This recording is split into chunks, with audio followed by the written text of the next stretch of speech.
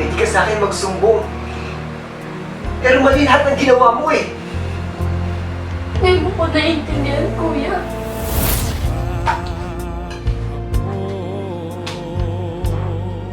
Oh! Bilisan mo kumain! Bakit ka nakatulala? Ang dami pa trabaho! Hindi mo pa natapos ang trabaho mo! O ano? Bilisan mo! Wala kang katulong dito! Bakit ngayon ako ay iniwanan mo? Kung palalayain ba'y niligaya ba ako? Naiintindihan mo ba ako?